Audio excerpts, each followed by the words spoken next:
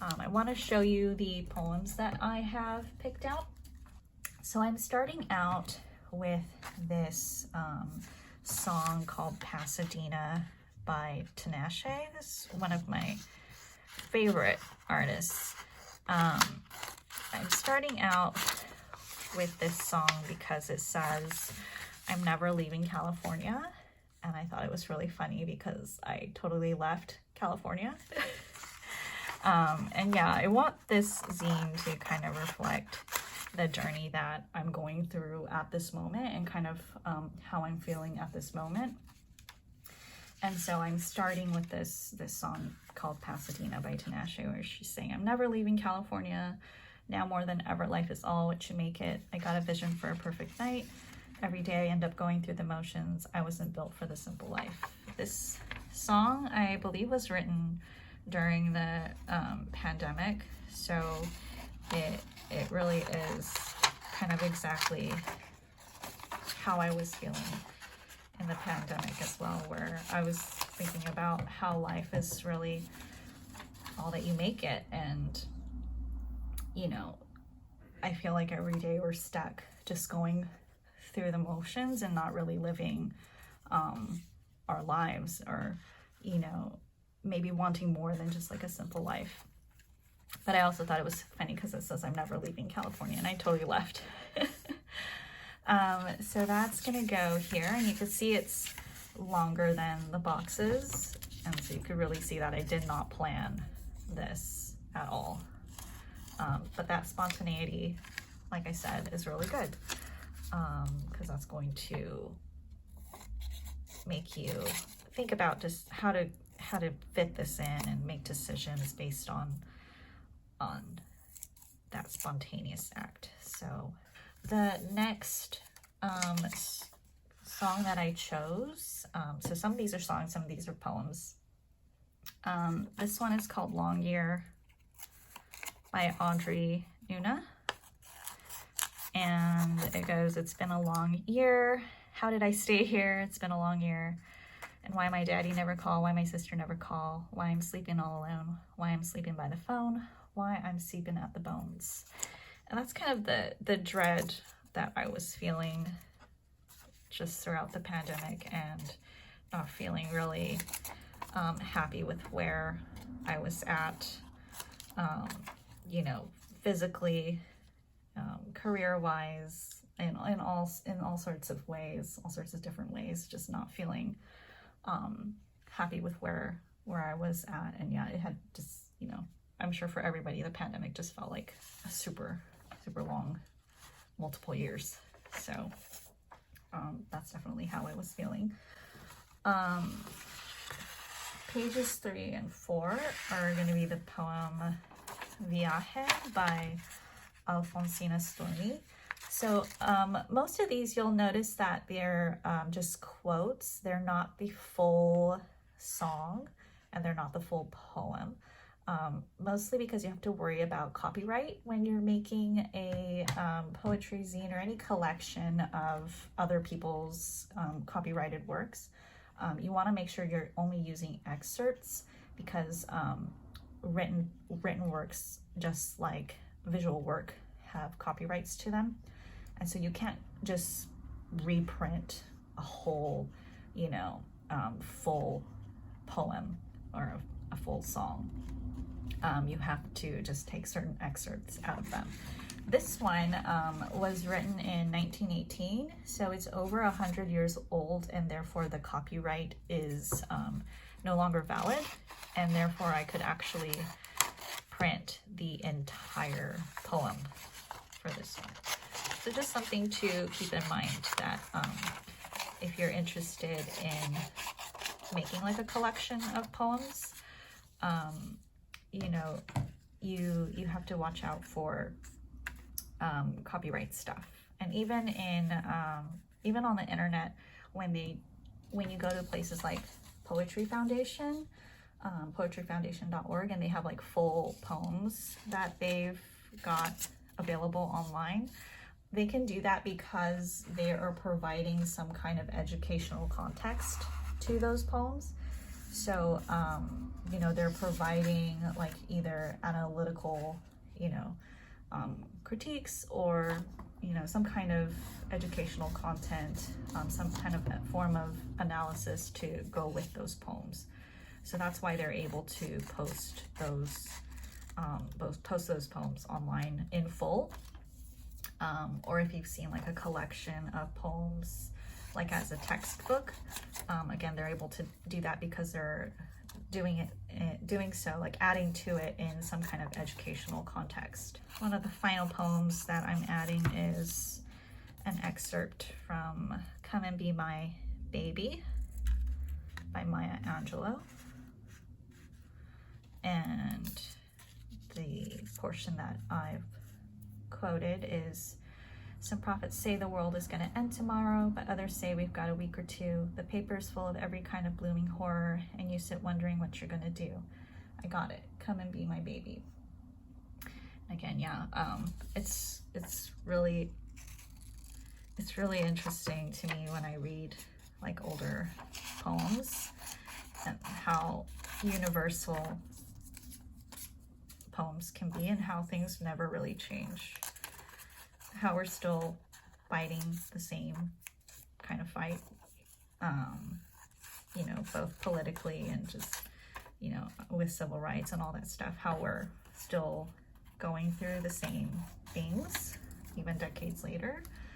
And, you know, it still feels so relevant today of, yeah, the news is just full of all this horrible stuff. And it's like, what can you even do? And I just really liked this ending of, you know, what can you really do about it? But let's try to forget the world for a second. The end is just some little blurb that I wrote. I am not a poet, and I would never call myself that, and I would not even like to call this a poem. It would be very humiliating to me to call this a poem. I'm not claiming to be anything at all, but it's just a blurb of feelings that I was feeling at the time that I wrote this. And so this is just a poem, not a poem, it's not a poem. This is just a blurb about kind of the idea of home and, you know, growing up as like an immigrant. It was really hard for me to kind of feel at home. You know, we were very unsure about whether we were going to stay in America. So I always grew up feeling like we were going to leave and then we didn't leave. And so, you know, growing up with that feeling of being in limbo, I always craved having like a more permanent place somewhere. And at the same time, I was always told like I didn't belong anywhere. I wasn't American enough to be American. I was never a citizen of America. And at the same time, I was so Americanized that I was never Japanese enough to be Japanese. And I think like a lot of people can relate to that. A lot of first generation immigrants and second gen immigrants share this same feeling of not really belonging in either place. And so I had this idea that I really wanted to just radically nest somewhere and just deny that I don't belong, and that I'm allowed to belong somewhere.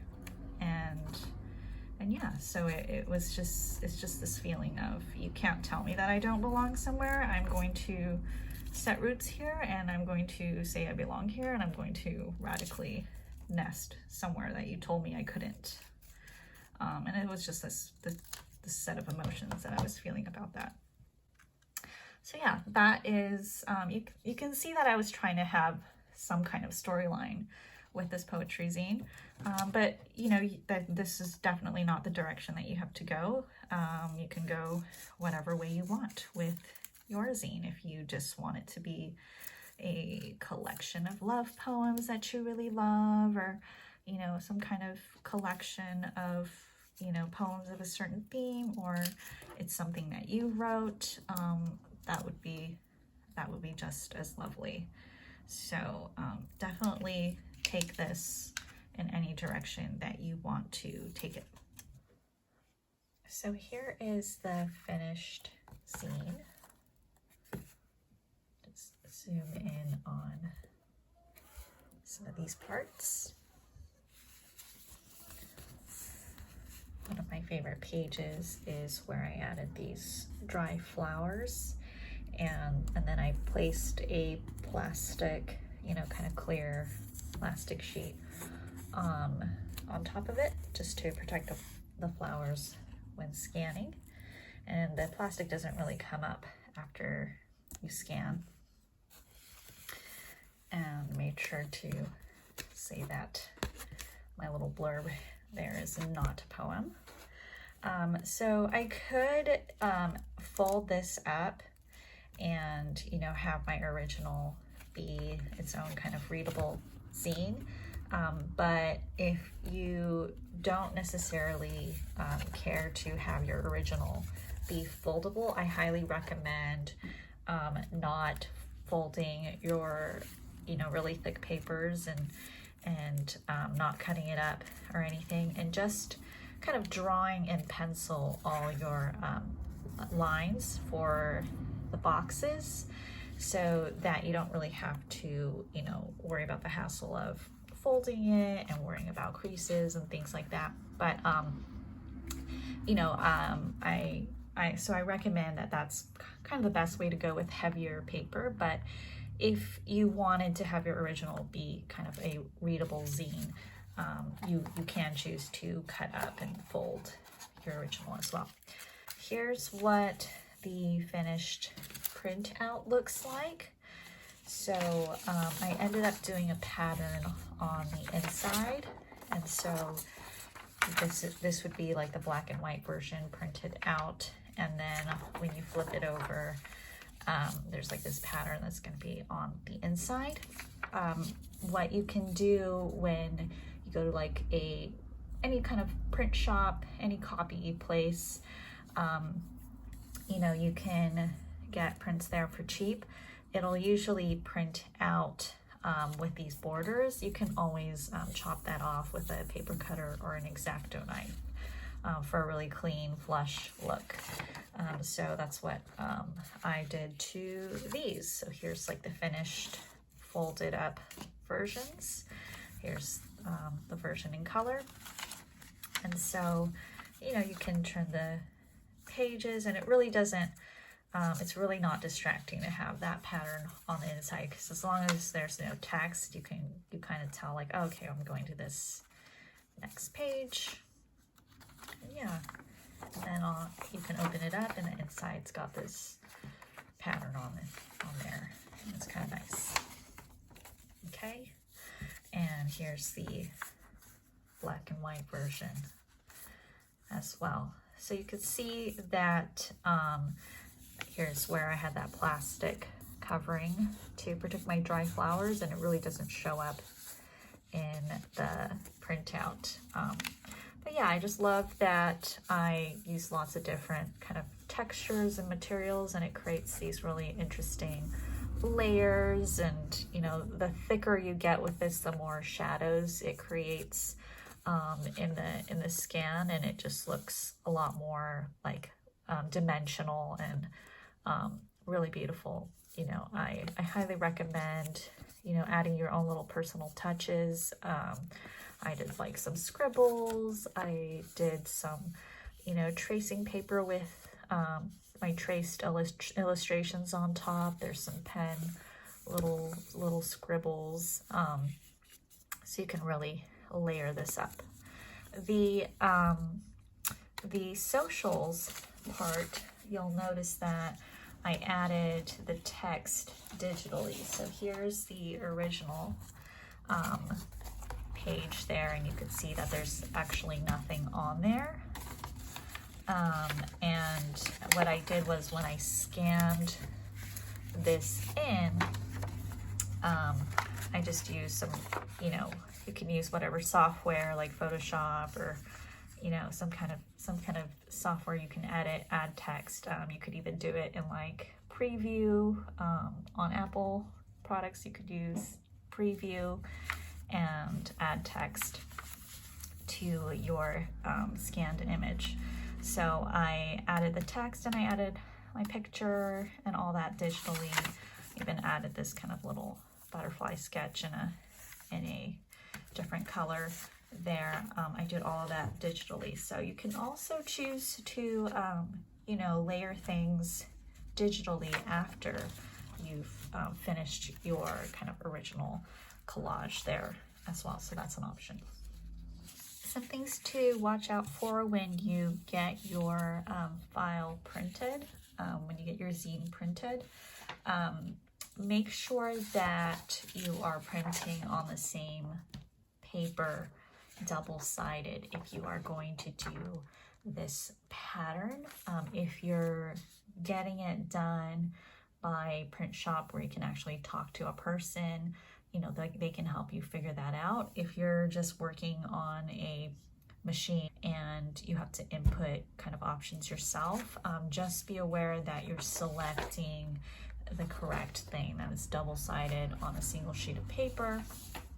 And here's like one that's like a mistake. I accidentally chose an option where I said like, oh, 2 images on 1 sheet of paper, and it literally gave me like 2 images on one side of the paper. So just be aware of that. And it's cheaper to make mistakes in black and white. So you can see I made this mistake in color and it was more expensive. So I definitely recommend testing things out in black and white first if you are going to a print shop and you have to work on a machine yourself to try to figure out how to print this. Different places are going to have different options. The one that I went to, I had to use a PDF file to be able to print both front and back on one piece of paper.